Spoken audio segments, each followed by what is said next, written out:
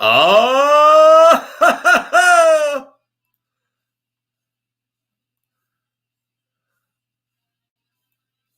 what's going on, boys and girls?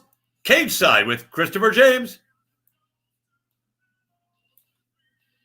We are here live. It is Tuesday night, man, and the world is just a crazy place right now, but that's all right, man, because even though it's a little crazy, we're going to have us a little bit of fun tonight with a couple of guests. So I brought in two guys that are going to be making their way to an undisclosed location. They have no idea where they're fighting. They're going to be transported, and they're probably not going to be told where they're going till they get there. It sounds like the plot of a bad horror movie, but I've got two guys that are going to join me on the show tonight. They're both fighting on the card separately. They're not fighting each other, so we're not going to have any shit talking between these two guys. So let me bring in my first guest, add him to the stream right now. He is a veteran of the sport. He's got almost 50 fights in his life. This is going to be his 19th walk to the octagon. He is the one and only Smiling Sam Alvey. What's up, Sam? Hey, how you doing, my friend? Oh, always good to see you, man. Always good to see you, man. And thank you for taking the time tonight. And let's bring in our other guest. He's going to be joining us right now. Sam's joining us, by the way, from California, or actually, it's an undisclosed training facility. Undisclosed somewhere. He's training. That's all we know. Also joining us tonight from Pennsylvania, I believe he's near Pittsburgh. He's 1-0 in the UFC. He's a 21-fight professional veteran. And his first fight, he comes in and he drops a big old KO in the first round. Nobody picked him, but I know he remembers. I picked Khama because I knew what he was about because Phil Rowe told me what he was about. So I went and looked him up. And I said, Khama's going to win that fight. So everybody welcome Mr. Khama.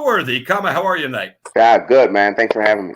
Oh, thank you guys both for being here, man. And we are live. And I'm going to do a little quick maintenance right here so we can get everything rolling. And why? Oh, by the way, I got to show you guys something. So this is the new platform I'm using. So there's little tricks and bells and whistles. So I'm going to do one for each of you. But first, check this out. You ready? Watch. Yeah. This is fun. You ready? Right in front of me, one of my guests tonight, the one and only Khama. Hey! But wait, there's more.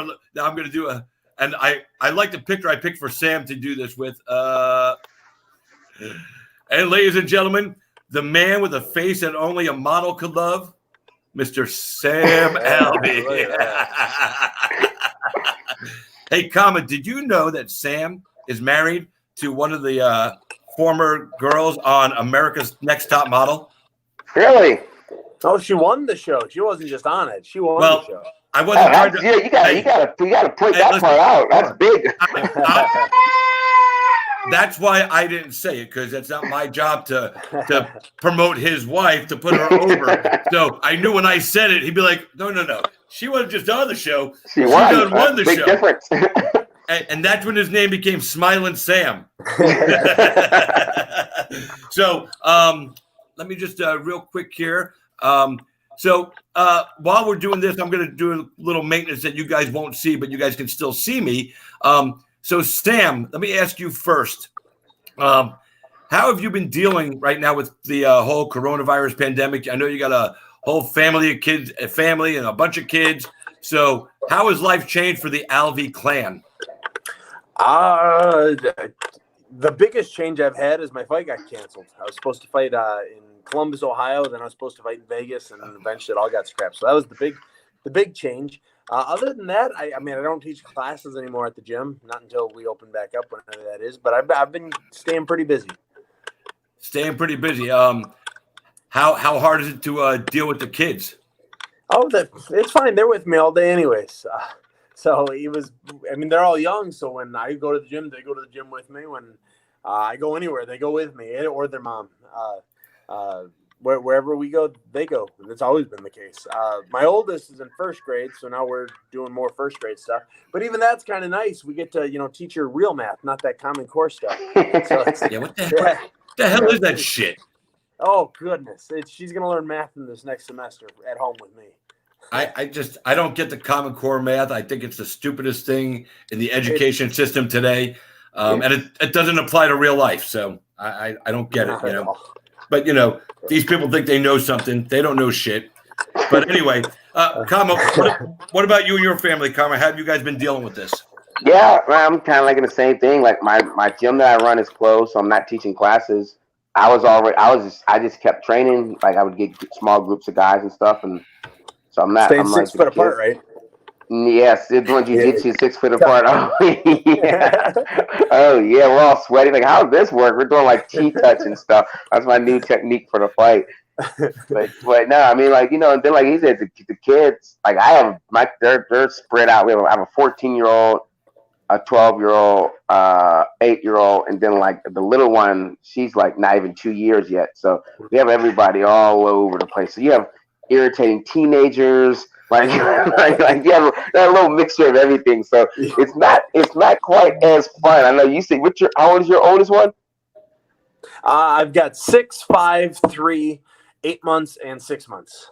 Oh man, so yeah, you could at least still control them. They're fun still. Then the 14-year-old, he just keeps looking at you like, yo, do your homework. He's like, what? It gets to feel a little bit different when they get older.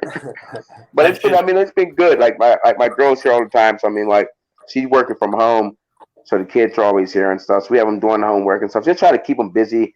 I still do like a online class thing for my students that they can do like 2 or 3 times a week. So I have the kids, make sure the kids do that just to stay active and stuff. Well, that's awesome. That's awesome. Now, the big question I wanted to ask, well, it's not the biggest question. There's a couple of big ones I'm going to ask, but since I have you both on together, I wanted to know from Sam, what would be the advice you would give to Khama? This is his second UFC fight. I mean, he's got 21 fights, pro fights. He's like 15-6. So he's not a rookie in the fight game, but rookie in the fight game, rookie to the UFC, yes. So what would be the best advice you would give to a young up-and-coming fighter in the UFC like Khama, who's badass and all in his own right, but the UFC is a different world? Yeah. Well, make the staff love you. Right? Everyone that works for the UFC, and staff's the wrong word, but just so you know what I'm talking about, make them love you. Just make them remember you. Make them enjoy you being around. Make sure your first name basis. Try and learn everyone's name. It's difficult. My wife helps me a bunch. Yeah, I can imagine that. Try to. It's they're all about you. Try and be all about them too. They love it. That's good. That's good. That's good advice. Yeah. Yes. And that's not the only person that said that to me. Anthony Johnson told me the same thing. He goes, always get down with the crew that runs the events. Make sure they all know who you are and that they love you. And if they love you, your fight week goes smooth. Yeah, they don't like you. If you piss them off, your fight week is going to go, they're working hard too. So, let's see. Now, I wanted to do this. Sam, did you see Khama's debut? I might have, but I can't take it right. I've seen a lot of fights. Let me see. It was like 9 months ago anyways. It was a long time ago. Here it is. Let me show you guys this. Oh, hold on a second. I got to hit this over here. Oh, yeah. Woo. I have – I don't know if I saw it live, but I've seen it since it's happened. That's awesome. Yeah. And then I see the Black Beast. I get really excited because I'm a big fan of the Black Beast. I'm like, oh shit, that's the Black Beast. I'm like, I was excited. I was like, I just won my fight, and then I like snapped back to being a fan. I said, oh my god, it's the Black Beast. I got really excited when I saw him. Yeah, that was look at that replay. Boom. That was it. Nighty night, sweet prince. Oh yeah. Khama, how many? Oh, there's one on you. Watch it again. Woo! So let me bring this back here to the real world. So how many times have you watched that moment? Too many now. Too many. Like, it got to the point that, like, when I do interviews and people always ask, because, like I said, I'm cool with Devontae. That's my friend. Like, we're actually, like, back to being, like, back to talking. So I'm like, and people at every interview, I'm like, I'm past them. just trying to go on to the next one. So you said you and Devontae are back to talking. How long was it after you knocked him out? Did he not talk to you? Because I know you were friends before. Yeah, it wasn't really too long. Probably like 2 or 3 months and stuff. We had the same manager, so so it was a weird position for him to be in too. So like I'll post on his thing, he'll post on my thing. Like we're not like we were before, but that'll take time. Like I tell people all the time, one of my good friends in the MMA scene here in Pittsburgh is Francis Healy. And we fought like years ago, and I won by knockout. And it just took us time to get back. Now he's like one of my good friends. If I see him, we'll sit there and talk for an hour at a time and stuff. So it takes time. Sam, have you ever been in that situation where you had to knock out a friend? I like everyone I've knocked out. I like them all. You smile all the time. Yeah, it's the guys that hit me. I'm not crazy about. But was there anybody that you were like good friends with? Like him and Devontae were good friends before this fight ever happened. Khama took it on short notice and said, "All right, I got to fight my friend to get in the UFC. I got to do what I got to do." Yeah, I've always said I like fighting my friends. At the end of the day, somebody's going to make money fighting me. I'd rather it be one of my friends than someone I don't. True story. So Good point. I've always liked fighting guys I like. Nate Marquardt is probably the best friend I've had. He was my coach on The Ultimate Fighter, and then we ended up fighting each other. So that was kind of cool. That's awesome.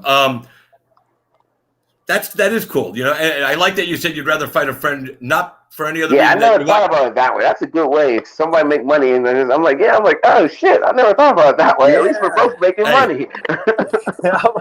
Khama, we're gonna get done with this show. Khama gonna be on his phone calling all his friends that are into. Hey, let's fight each other, bro. We'll fight each other. I'll give you a round. You give me a round. One of us will win. We'll split the bonus. So you guys are going to be part of a very historical, and every event is historical in its own way, but this one has such a different feel and tone about it. We don't know where it's going to be. Brett Okamoto. Hans Island. I keep telling you that. It's on Hans Island. No. It's on Interject. It's on Hans Island. It's on Hans Island, man. It's on Hans Island. Last night, Brett Okamoto from ESPN was grilling Dana White about where it's going to be. And he's like, I keep trying to think, Dana, where it's going to be. Is there going to be a commission? And Dana's like, there will be a commission, which means it's going to be stateside, somewhere on the West Coast is the rumor. And he's trying to get him to say, so he goes, all right, come on, Dana, tell me where's UFC 249 taking place? And Dana White looked at him without cracking a smile and missing a beat. He goes, UFC 249 will take place on ESPN. That's it. He doesn't want to tell because his explanation was he feels that the public has been shitting on cities and towns that are saying they would host an event, and he don't want to bring any of that to any of the cities.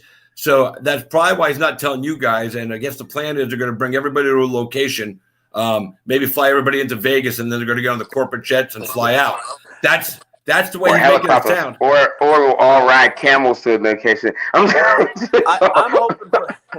hoping for a boat, maritime law.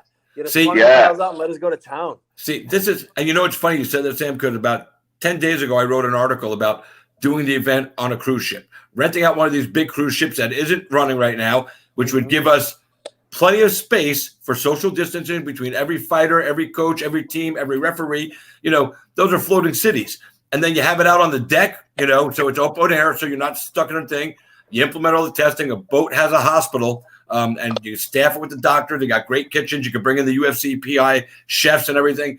It's really a phenomenal idea. And then, you know, they said they're doing it somewhere in the States. But Dana's buying a fucking island. The fuck is that shit? Oh, that's awesome. That's big money. On an island or not, I'm gonna get there. I'm gonna be on that island fight. Well, you know, and it's funny because one of the companies I work for is a ring announcer. It's called Island Fights. Last night on Florida. Yep. Last night on TMZ, Dana was talking, and somebody said, "You're doing fights on an island?" And he goes, "Yeah, island fights." And I'm thinking, where's my boss? We got to get some money off this, man. I mean, we're on fight. Copyright infringement. In pro wrestling, that would be called gimmick infringement. You know what I'm saying? So, all right. So let me ask Sam first. Why did you take this fight? I mean, obviously, you guys all want to make a paycheck. So, I mean, you guys aren't in a union. You don't have the protection of a contract like NFL, MLB, NBA. But you have a whole bunch of children at home, and Khama has kids too. So both of you will get the same kind of question. But Sam, why was it important for you to take this fight? Was it just about the money, or was it about being part of something bigger to give the world something to distract themselves as we deal with this pandemic? Or is it a combination? It had nothing to do with giving the world anything. I love you. The world is the reason I'm not fighting in Columbus, Ohio. 2 weeks ago. At the end of the day, it's always about the money. We're prize fighters. We fight for a prize. But I love fighting. Honest to God, there's never been a fight that's been offered to me that I've turned down. And I've got over 70 fights to be able to brag about to that. I've never once turned down an opponent or a fight. So when my old fight got canceled, I haven't worked since June. It's been a long layoff for me. I broke my hand in the camp with Shogun. Yep. And it's been a long layoff. And then the world is closing down, so I don't even have my little part-time job teaching kids. So I needed the money, but you can't say the money wasn't part of it, because it was, but I would have said yes whether I was, Bill Gates or not. Does it mean something to you, though, when you think about it now, being part of this card? Because this card is going to be looked at as the first major sporting event to take place since it's all happened. All of you guys and girls are going to fight on this card are going to be remembered, especially by the MMA community, more than you already are. But you're going to get some new fans that are going to jump in and go, wow, man, I didn't know anything about this. This is truly historic. So, and again, it's going to be a great distraction. So does that, in fact, may not have been the reason you signed on the dotted line, but does that mean something to you to be a part of something that could potentially be huge? It's very cool thinking about that. I'm going to be remembered for something more. I'm going to be part of this card that, it's like the first Super Bowl. Everyone knows it's the Green Bay Packers, the best team on the planet. But no, nobody. Yo, whoa, hold on. We're gonna let you continue. Go ahead. We'll get back to football in a minute, Khama. We're in Pittsburgh here. Remember that. Let's remember that. Who won the third Super Bowl? Who won the fourth Super Bowl? It's not what people. The third Super Bowl, the Jets, my team. No, was it the Jets? I thought it was the Chiefs. Super Bowl III, Jets won the Super Bowl. Oh, okay. We haven't done shit since, but God damn it, we got one. The first two, Green Bay Packers. It's the one most people remember. We're going to be the first card that's on, Kumite Island or wherever. The second fight's going to be cool too, but the first fight's the one people are gonna be able to remember. Yeah, but I don't think this one's going out to the island. This one's going to take place in the States, because this one's going to have an athletic commission on site. The one on the island where they're building the infrastructure, they're going to do their own commission, I guess, right. Self-regulate. So what about you, Khama? Was it just the money, or like I asked Sam, did you think about the gravity and the weight that this event is going to have on the world, and did that impact your decision at all? No, I was already in camp. I was supposed to fight on this card before. I've been preparing for this card for the past 3 months. So and then all this stuff happened, and then it just kind of went in. And I was my manager was like, just keep training, because they say the fight's still going to happen. Even when all the other cards were getting canceled, he was just like, this fight's going to still happen. Sam said, it's like, oh, okay, I get to be on a big historical card. I have a big family, and there's 8 of us. So we always fight over who's done more important things, and now I get to be like, no one does anything bigger than this. Basically take the cake. You just got some big street cred. Big street cred. Big family street cred. But you need, basically, it's like he said, we're prize fighters, and the way that I make my money outside of fighting is I own my own gym. Me and my girl, we run our own gym. So I got to do privates and kids class and adults classes and everything like that. But that's all been shut down for the past 3 weeks. It'll be shut down for another 3 weeks. So I'll be like a month and a half of me not working. So I'm like, I was going to be fighting in the subways of Pittsburgh for money if I didn't get any. So I was going out. You got to do what you got to do. Well, if you're going to start doing Pittsburgh subway fights, you're going to need an announcer. Make sure you call me. I'll come up. We'll all get paid. Right? Hey, and we'll bring Sam too. Yeah, I'll commentate. There we go. I'll commentate with you, and I'll ring announce. And I like it. We'll commentate together. I'll do the ring announcing. You handle the post-fight interviews, and Khama will handle the ass whoopings. There we go. I can dig it. All right, so let me pull this up too. I want to stop that. Oh wait, yeah, I gotta stop that. I think I share this and share screen. And where is it? Is that right? Chrome tab. This is so much fun. I'm learning how to use this thing like on the fly tonight. That's the first night I'm doing an actual live show with adding stuff in. Can you guys? I'm going to minimize you guys and put the card up. Can you guys see the fight card? I can see it. Yeah. Okay, so I'm going to go your fights first, but then I'm going to bring you guys to the main event. So, Khama, you're fighting Michael Johnson. Yes. Michael Johnson is, again, another guy who's been in here for a while. He's accomplished a lot. He should end up in the Hall of Fame once he retires, I feel, because he's been around so long and he's done a lot for the sport. Why is Michael Johnson the right fight for you to take now in your career as you're coming up in the UFC? I mean, I wouldn't even say you would say he's the right fight to take. He's just a fight that I'm taking that they offer, and I say, yeah, I'm gonna get to work. Okay. But I mean, it's a good fight. I mean, he beat Tony Ferguson. He's the only person to beat Tony Ferguson. The last person to beat Tony Ferguson. Yeah, exactly. Yeah, and he fought. He also fought Gaethje. I mean, like he fought Khabib. He's fought a lot. He's fought some of the top guys. He knocked out Dustin Poirier. You know what I mean? Like, so he's a stellar guy, and he's been fighting in the UFC since I started my pro career. I've actually seen him fight in Pittsburgh, in my hometown. I was like the first live UFC event I went to. He was the first fight of the night. So I remember he came out. It was a Chuck Congo versus Pat Perry card. I was like, I wasn't even a pro fighter yet. So it's weird because we're both the same age. We're both 33, but we just have very different points at how we've gotten to where we're at right now. But I mean, like for me, I just like exciting fights. He's always had good fights. He's a fun fighter. He has a lot of different skill sets and stuff. So it's a good task for me to go out there and show what I'm made of.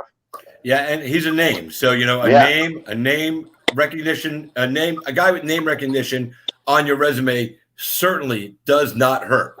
So, what do you have to do? What do you have to do to kind of like be prepared for him? Because he does have vast years of experience, a lot of octagon time. He's a crafty son of a gun. I mean, like I just have to just do what I'm like just like I said, like I just have to just do what I know what I'm capable of. Like it's just like he's been in the UFC. I just haven't been in the UFC. I don't think our skill set are separate at all.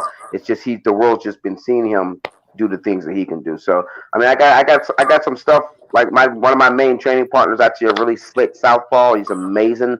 So I feel like I've seen the stuff that he likes to do and stuff. I was always a big fan of his and stuff. I'm a big fan of his. I've watched all his. almost all of his fights. I'm a big fan of his. So I mean, like for me, like I'm just gonna go out there and just make sure I do things properly, and I'm gonna get the W, and I'm gonna have 2 fights in UFC. One's gonna be against a rising star, and one's against a seasoned veteran. That's gonna be one. I can't really name other people who've come into UFC and like done that much in 2 fights in less than a year span and stuff. So I'm super excited about it. That's a cool accomplishment.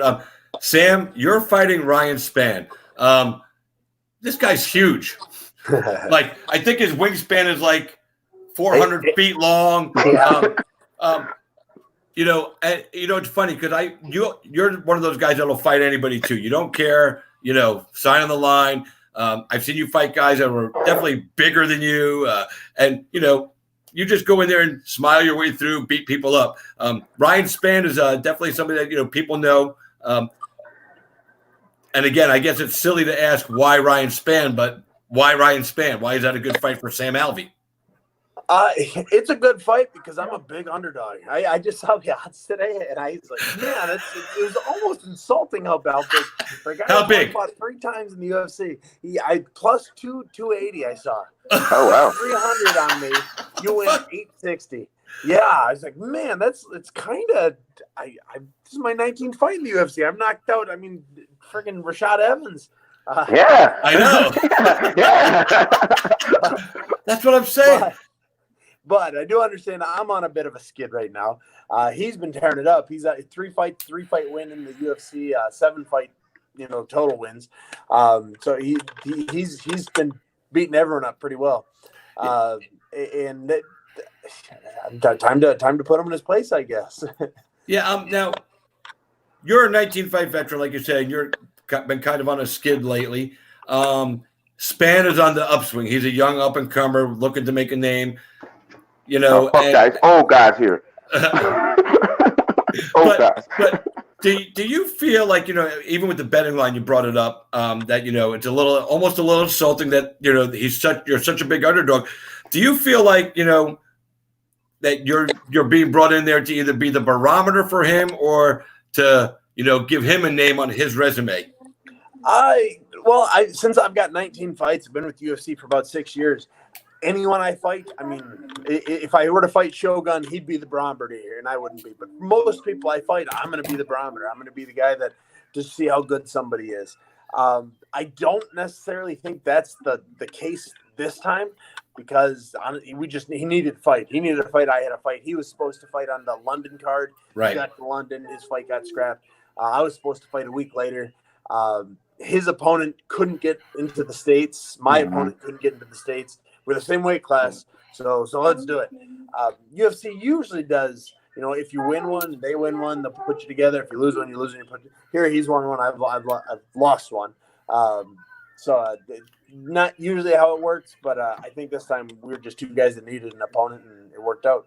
Yeah, and you said, a lot of times, the guys you're fighting, you are the barometer. You're the guy. Mm-hmm. So, do you like taking somebody's steam away from them? Somebody's coming in thinking, I'm going to get to the UFC. I'm going to beat people up.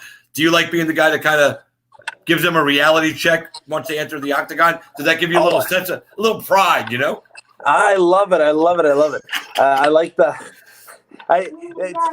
people don't understand that there's levels in the UFC. There's the beginning level and there's the middle level, which is kind of where you win all the titles, and the end level. And there's steps up. And this is going to be kind of his step up. This is going to be where people are going to see if he's any good. And so there's going to be a lot more pressure on him. I know I'm good. I've been in there. I've beaten some of the best. I know I'm good. Like I said, I've beaten the best. He hasn't yet. He's had some good fights. He's had some good knockouts, and it's going to be a lot of fun to fight him. He seems like a nice guy too, which I love doing. So I know it's going to be a good time. That's one of my favorite things about you, because when you say that, you like pretty much everybody you fought, you said, and that's a cool thing, because some people say, I like the guy, but they're not genuine. When Sam says it, it's a genuine thing. Really likes him. Because you can't fake the smile. You know what I'm saying? You can't fake a genuine smile. You can't. So when Sam talks about, hey, I'm friendly with the guy, he's just smiling. It's like, whatever, it's cool. You're both professional fighters. It's not personal. It's business. So, what is the UFC, and either one of you could jump on this first, when you got the call and, they say, we got to fight for you, but we're not telling you where yet. What did you think of that? We're still thinking it. I'm kind of expecting someone to just show up at my house, put a bag over my head, and I'm going to end up somewhere in 8 hours from then. I don't know. I've taken short notice fights. So, at this point, we're 12 days away. In the UFC, I've taken a fight 10 days out. So at 10 days, I still didn't know where I was going. That once before, I didn't know I was fighting even. So I've kind of sort of been here before, kind of sort of. Yeah, but usually when you get the short notice call, you know where you're going. At least you have a destination in mind. But 12 days from that fight, I didn't, because I didn't know I was fighting.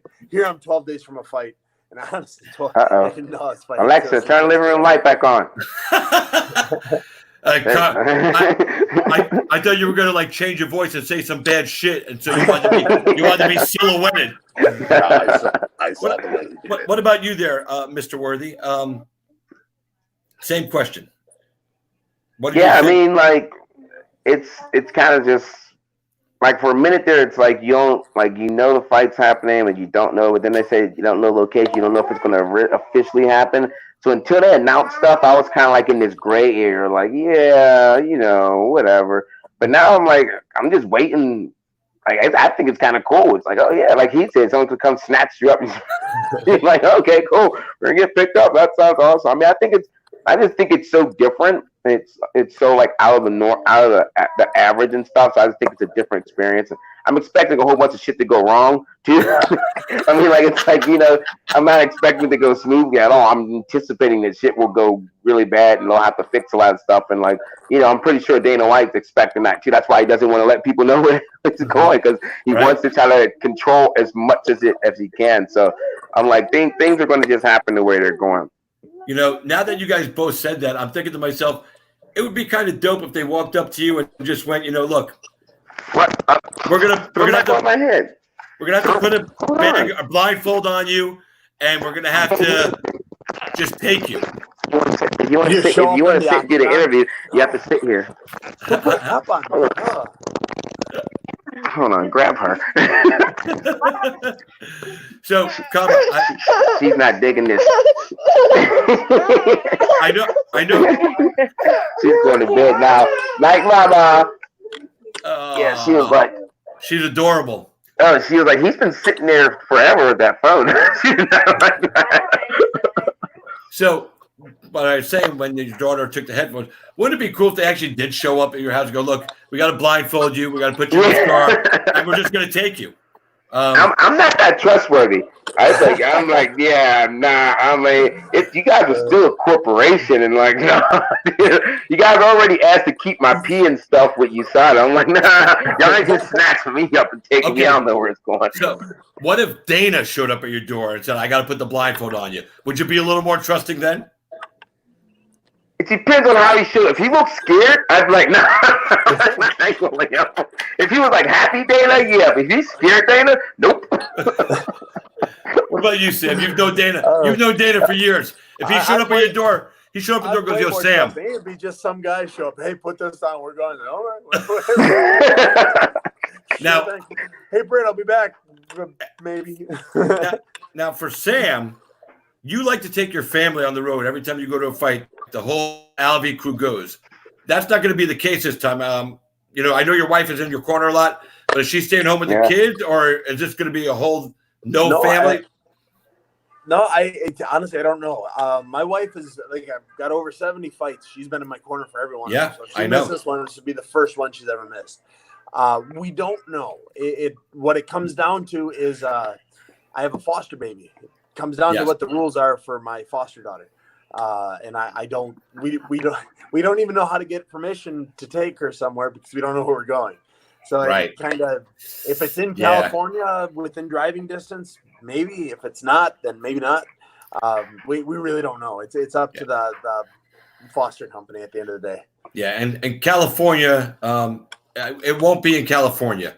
Andy Foster and the California State Athletic Commission shut down all combat sporting events till the end of May. So yeah, but the thing about that is you get on tribal lands, they can't really stop anything. That's true. There's a lot of casinos out here. Are they open? Everyone's heard rumors. The Are rumor casinos open? Is the Tachi. The Tachi Palace. Are they open? Or I don't know. I know the casinos here in Tampa and Florida, all the Seminole Indian casinos shut down. Hard Rock and all of them. No guests, no nothing. So, but they, like you said, they are their own nation. They could actually say, I don't have to follow the mandate of the government. Let's have some fights. So, so you're right. It could end up in California. I have a feeling it's going to be in a different state, though. But Hans Island. Hans Island. I'm 100% Hans Island. It's Enter the Dragon. We're going to be fighting on Hans Island.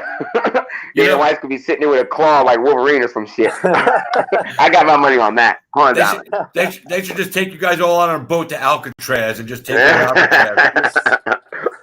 That would be fun. All right, so you both got your opponent. You both don't know where you're going. The main event of this one was supposed to be Ferguson and Khabib.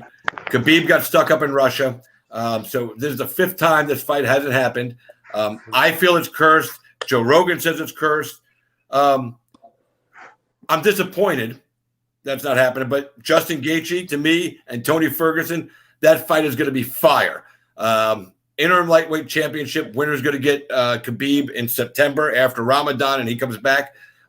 So first, as a fans of the sport, and we'll start with Khama on this one, tell me how disappointing it is to get all hyped up for this Ferguson and Khabib fight and have it go away. And then tell me your thoughts on the new main event.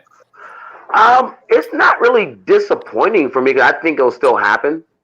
Like everyone's freaking out and spazzing and stuff, and I'm like, nah, I think it'll still. I think it'll actually still happen, and I think it'll still go down.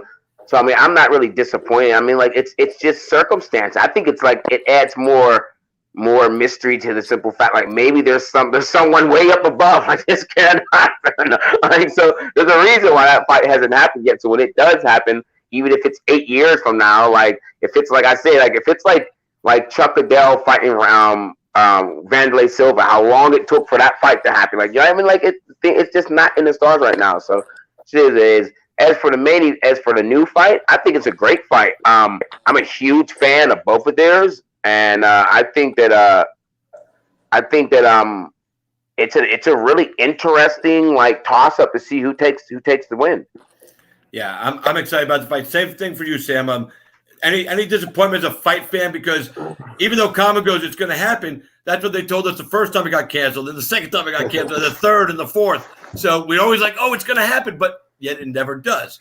So just as a fan, does it bum you out a little bit? And your pick for the main event. Wait, Khama, who's going to win the main event? You didn't give me your pick. I'm not sure. I don't know who to fucking pick that shit. I don't know. That shit's I'm not picking. I had Tony Ferguson beating Khabib. So did I. But I hadn't beaten Khabib. I thought he was going to cut him. He's going to have to stop the fight because of the cut. But Justin Gaethje, you shoot that motherfucker in the face with a shotgun. He just keep coming. So it's going to be a very, very interesting fight. It sucks. We'll probably be back in the hotel room watching because there won't be like a green room or anything. They'll probably take us straight back to so we'll be sitting in our hotel rooms watching it on our phone or some shit. So are you going to make a pick, or are you just going to waffle and be kind of a wuss? Oh, no, I'm not. I have no idea. Like, I have no idea where it's going to go. And I'm only going to call you a wuss because you're in Pittsburgh and I'm in Florida and you can't hit me right now. I would be a realist. I'm like, no, I have no, like, after seeing how they fight, like, they're both okay with getting hit, and they both hit really hard, and they're both really different. And like, I mean, like, the only thing I can say maybe is Justin Gaethje allows people to hit him, but Tony Ferguson hits people with elbows, and you can't allow people to hit you with elbows because you get cut. And again, that's the only thing I was leaning more towards Tony Ferguson, because if he starts to cut Justin Gaethje, they'll have to stop the fight. Like, you can't let. Even if the cuts aren't hurting you, if you have a big gash on the top of your face, just like what happened with the down in New York. Yeah, like there's nothing you can do because you look like somebody cut you with a razor. So there's nothing they have to stop the fight. So I mean, like that's the edge that I give to Tony Ferguson. All right, so Khama just picked Tony Ferguson. You heard it here first. So, he's going, damn, now I'm going to run into Justin. Justin will be like, yo, bro, what's up? So, Sam, what about you? Any disappointment that this fight hasn't happened? Because and the other thing to factor in is Khabib said 30 fights. He wants to get to 30-0. So if this one, he's still got 2 fights to go, but we don't know how it's going to all break down. So disappointed at all from not happening? And give me your thoughts on the main event. I thought Khabib was just going to wreck Tony Ferguson. I didn't think it was going to be a competitive fight. I thought he was just going to maul him. Tony, wow. He loses bad every first round, every second. He gets taken down. I mean, Anthony Pettis. He got mounted, yeah. and Khabib has just got the most intimidating ground and pound of anyone I've ever seen. Ferguson always gets dropped round 1. I mean, like, you watch any of his fights, he gets dropped on like bad round 1. And he scrambles around like backflips or somersaults and stuff. He's unique. Yeah, and I thought Khabib was going to wreck him. So I'm not really that disappointed about the fight. I'm disappointed that all the Tony Ferguson fans are going to keep running their mouth.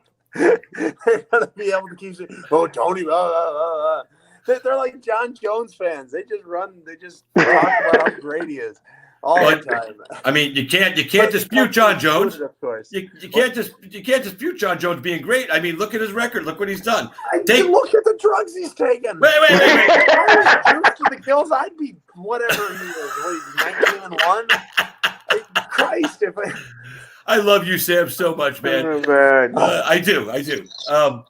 But Tony, so do you have a prediction on this fight, Tony and Justin? I'm torn. On a full camp, I'd pick Gaethje. They both like to get hit too much. But Gaethje's also got the wrestling background, which he doesn't really use, but I don't think a takedown would have to be. But then he gasses after 3 rounds. Now this is 2 weeks notice, so he might make it to round 2 without gassing. So I lean to Tony in this one, even though I think Gaethje versus Khabib is a much better fight. I think that's a much better fight as well. I want Gaethje to win because I want to see Gaethje versus Khabib more than I want to see Tony versus Khabib. I'm kind of shocked because Tony is an animal on the ground, off his back, on top, in mount. Tony is legit, killer. I don't think there's enough power coming in that way. I don't think Khabib would take him down the same way he's taking everybody else down. Not saying that he won't be successful in getting a takedown, because he will. Yeah, Ferguson down like right. Nothing. Absolutely. And Khabib will take everybody down. I don't care who you are. You're going down. If Khabib wants you down, you're going to go down. The question is how you fight off your back and how you scramble. And Tony, I think we all agree, Tony is one of the most unique and effective scramblers that we see in the UFC today. He can get into some crazy positions from his back, and all of a sudden he's on top, and now he's back up. And I think his striking, obviously his striking is next level compared to Khabib. Even though Khabib dropped Conor, Khabib is not known for striking. But Tony is, and Tony can strike both with his hands and his feet. So I think Tony would have beaten Khabib. Don't bet against the wrestler. Don't bet against the wrestler. Oh, we lost Khama. Hopefully he'll come back in. Click the link. Yeah. Khama, just click the link. No, it's hard to bet against a wrestler because wrestling has proven that it's the most dominant discipline. Look at all the champions that have been wrestlers. So, yeah. But it's just one of those feelings I got. I just feel like this is Tony's time. So I'm kind of bummed that it's not happening. Now Tony has to beat Justin, and I think the Justin fight, and you're going to call me crazy. You're smiling, Sam, and I'm crazy, Chris, because I think the Justin fight is more dangerous for Tony.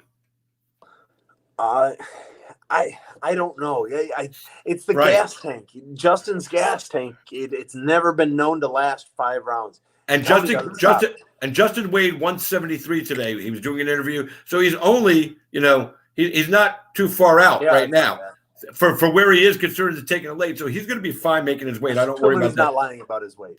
I saw in the interview, he doesn't look like he's lying. He looks like he's in that camp mode, and I think he's been training all along anyway, because he was hoping Conor was going to come out of the woodwork so he could beat up Conor. What would you think? I hope he has been, but it's hard to train for a fight knowing you don't have a fight. Right, it is.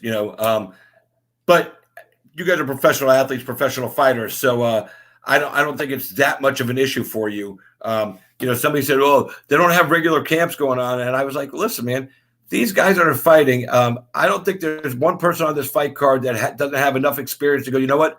I couldn't do my regular training camp, but even though I couldn't do my regular training camp, no worries. Even though I couldn't do my regular training camp, I'm seasoned enough to know what I need to do to prepare myself to have my cardio in shape because." Your fighting skills are your fighting skills. You're not gonna say. I mean, you, Sam. You learn everything. I'm sure you learn stuff every day, but you could take a fight tomorrow on short notice as long as you're on weight and you're capable to go in there and win that fight because of your experience and your training over all the years. So even though you don't have a regular training camp going on, either of you, I don't necessarily consider that a detriment to anybody that's fighting this, on this card because you're all vets. It's not your first rodeo. Now, if this was a bunch of debuting motherfuckers, I'd be like, oh, fuck, what's going on? But, you guys have all been there. So it's just.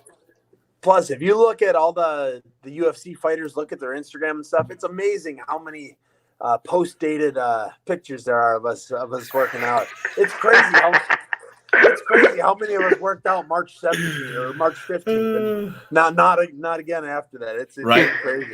It is. You know what? I was talking with Max Griffin last week, and we were talking about, or 2 weeks ago, and your boy Phil Rowe, and we were talking. We all came up with the conclusion that once this coronavirus pandemic is over, every fighter on the roster is going to move up one weight class. Because he's shoveling that shit in right now. It's hard not to. You're not hungry. You're just bored, but we all do it.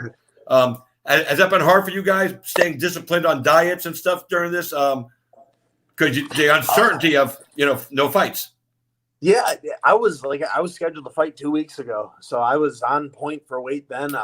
I was told a little bit after, I said, hey, would you be willing to fight the 18th? I said, yeah. So I haven't missed a workout. I haven't missed anything. My diet's on point. It's going to be a real easy cut for me. Unless I'm lying right now. You're going to miss weight. I want to see you at the weight. I'm like, yo, how you miss weight, dog? You were talking all that shit 12 days ago. Hey, Khama, listen, if he misses weight, as soon as he gets off the scale, you better go, Chris, you believe that? Because Chris, you believe that motherfucker? He was joking. He missed weight. But what about you, Khama? You weren't certain of this card, so have you been snacking a little bit more than you normally would during the No. Actually, my head coach has been making me do the total opposite because of the coronavirus and how it attacks your immune system. When you start to cut weight, it messes with your immune system. He's been making me keep my weight extra low, forcing me. I've started what I normally do the week of. I started a week before, and he's everything was a week beforehand. So it sucks because with this whole everything that's going on, you're at home a lot because I'm not doing a whole bunch of stuff. I feel like you guys, you seasoned fighters, I'm you train, do you go home? Because normally I train, I teach class, I do this, so I'm normally crazy busy. But having this much time, you want to eat. I want to eat cheesecake and maybe get a drink or something, and it's you can't do anything. So it kind of sucked, but it's just something new that I had to get used to and stuff. But no, my coach made sure I'm on weight. I'm already under. I was under 10 pounds out today. I got done training today. I was 8 pounds out.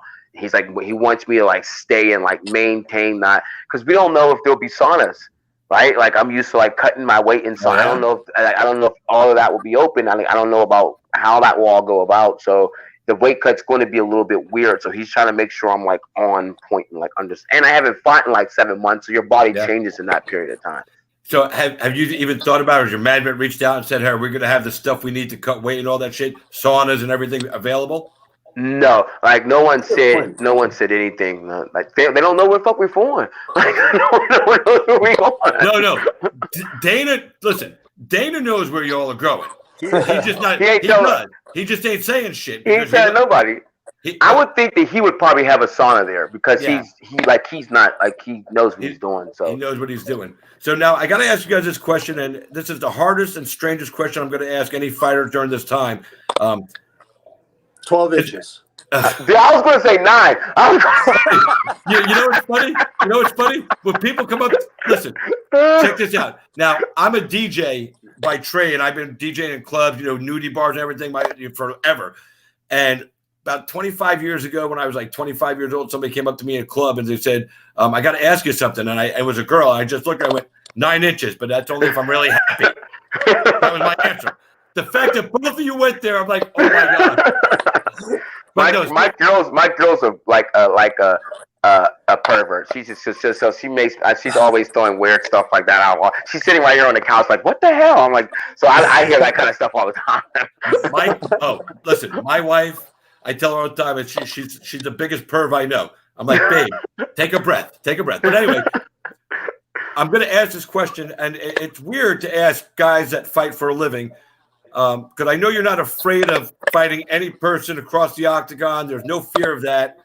But is there a fear for this event right now with the pandemic, and you are going to be exposed to more people that you're not around your circle?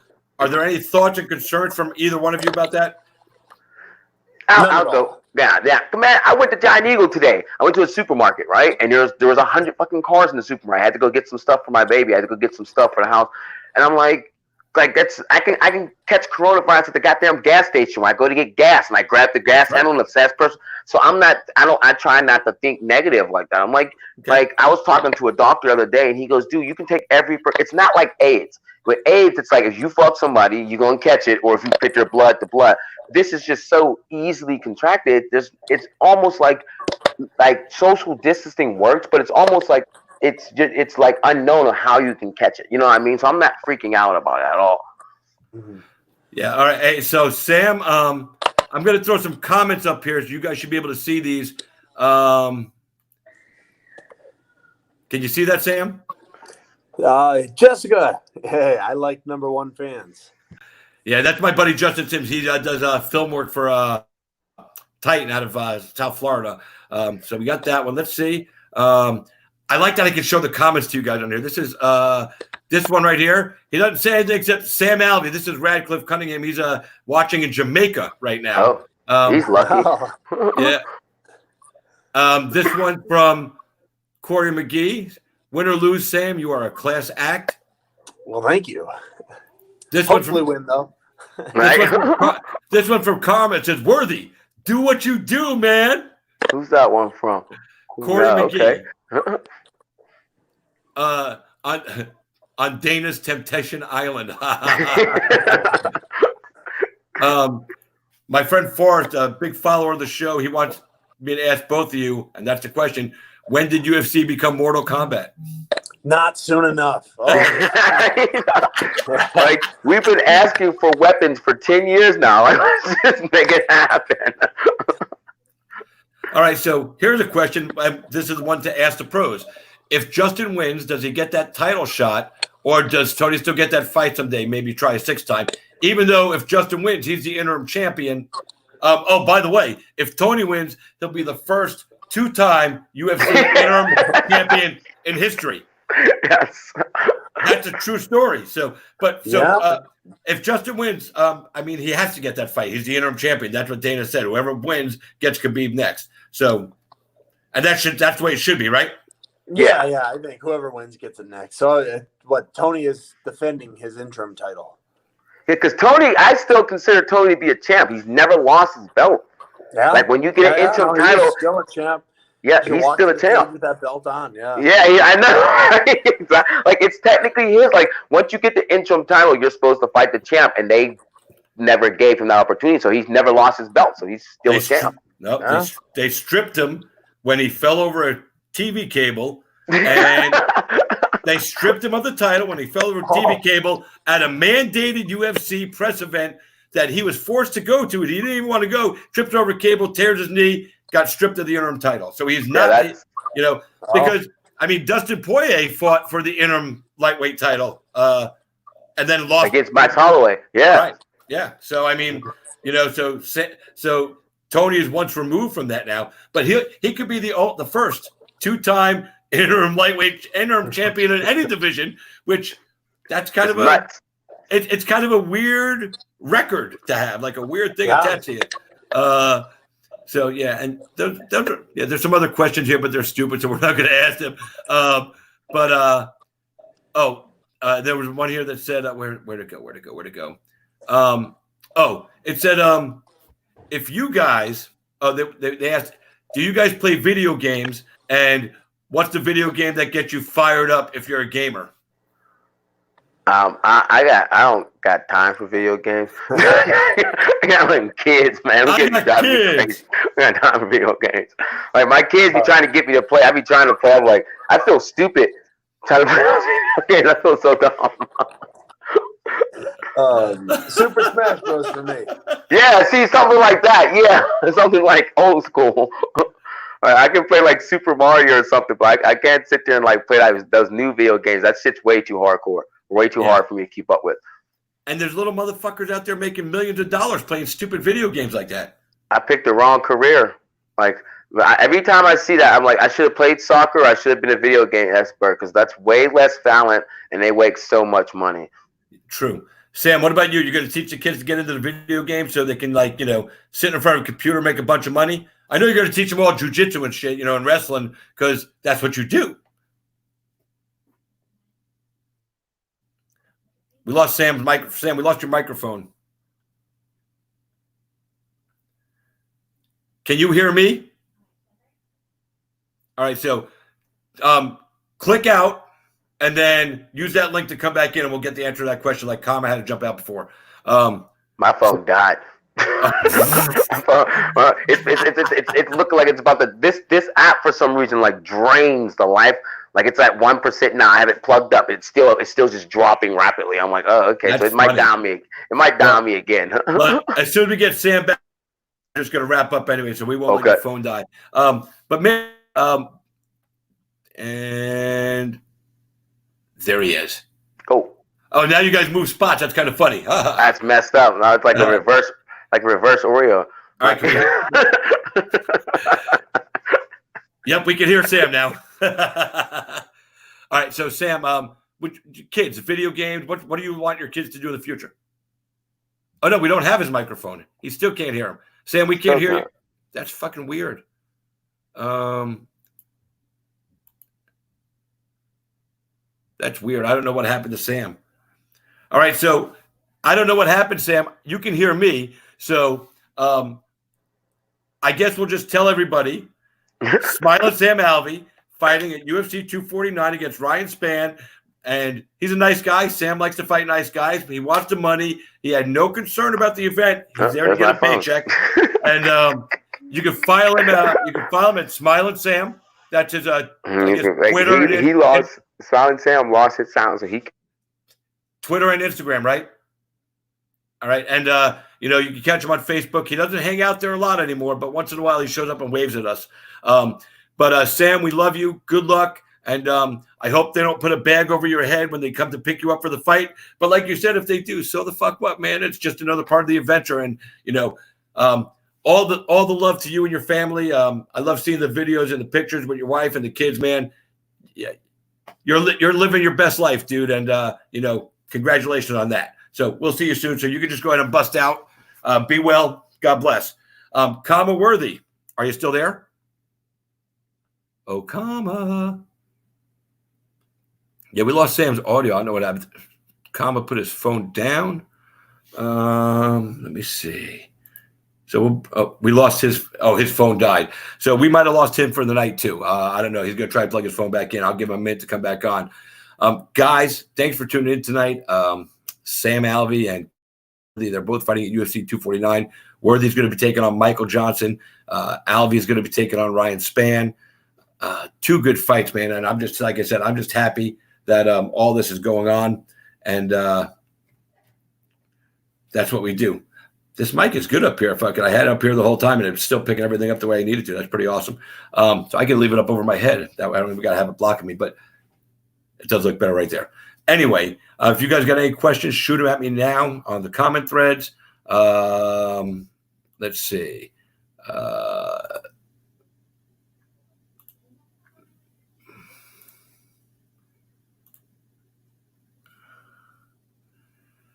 All destinations. All right, there we go. So, damn, Dean and Henry Taylor going at it over there, it looks like. Well, I only see Henry's comment. I don't see any from Dean. There we go. My phone died. I'm like, he's probably like, well, I lost microphone over here, and his screen is completely died. Interview's over. I literally, right after you disappeared, I was like, Khama, oh, he died. His phone. And so I was just giving up the fight announcement. Once again, you're fighting, Michael Johnson. Before I let you go, though, I do want to ask you, your boy Phil Rowe. Yes. You've known him for a while. You've trained with him up north and everything. And you, and I don't remember if I asked you this the first time we chatted. So I wanted to ask you this. I completely forgot to, I think. But Phil was supposed to debut officially in the UFC on the 11th in April. Mm-hmm. They took that away because they canceled these events. Dana said he's going to do an event every week now. So Phil will probably get on a card. But the question is, how cool is it that here's a guy that trained with you up north, came down to Florida, he went 0-2 and in his first pro fights, and then he's been on a streak ever since. But how cool is it to, two guys, coming from, the part of the world that you did, not the biggest gyms in the country, not the most famous training partners that you work with. Phil now has a phenomenal camp where he's at, training with Jacare and Mike Perry and Alex Nicholson and, a bunch of Rodolfo Vieira. I mean, he's got killers. But how cool is it for you to know that you and him went through some bullshit together getting here, and now right about the same time you both ended up here?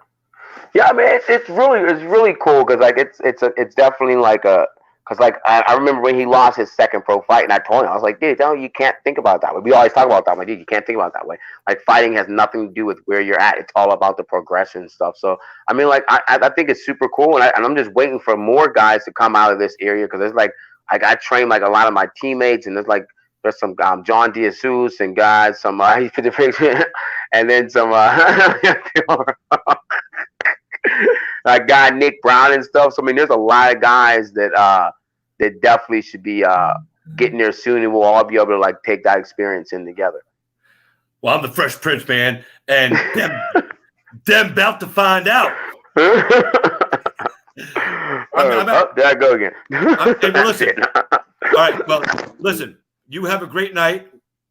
Are you still there? Are you still there? I can hear you. Can you hear me? Ah, shit.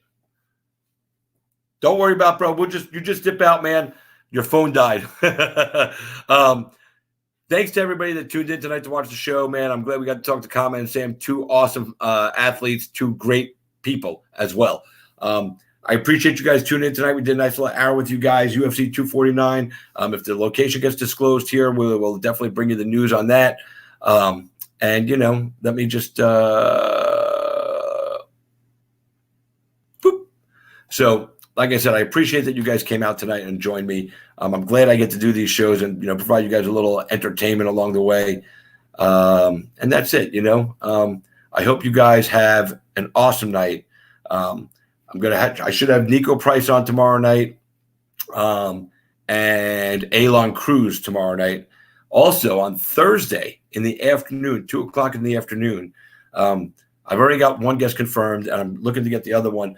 But Thursday in the afternoon, all the way from Ireland, we're going to have Artem, the Russian Hammer Lobov, a.k.a. the GOAT, Bare Knuckle Fighting Championships own Artem Lobov. He's going to join us. A year ago, him and Jason Knight went to war. I'm waiting to hear from Jason. I'm going to try to get them both on together, but Artem is definitely committed. Hopefully we'll hear from Jason tomorrow and get that set up. Today is in this day in history was Talgate, UFC 210, Daniel Cormier versus Anthony Johnson for the light heavyweight championship. Daniel was amazingly able to drop 1.2 pounds in under 2 minutes. I've never seen anything like it. He must have the fastest metabolism in the world, which, if we're true, we shouldn't have even had to worry about making weight in the first place. So I don't know. There was some crazy stuff going on. Ugh.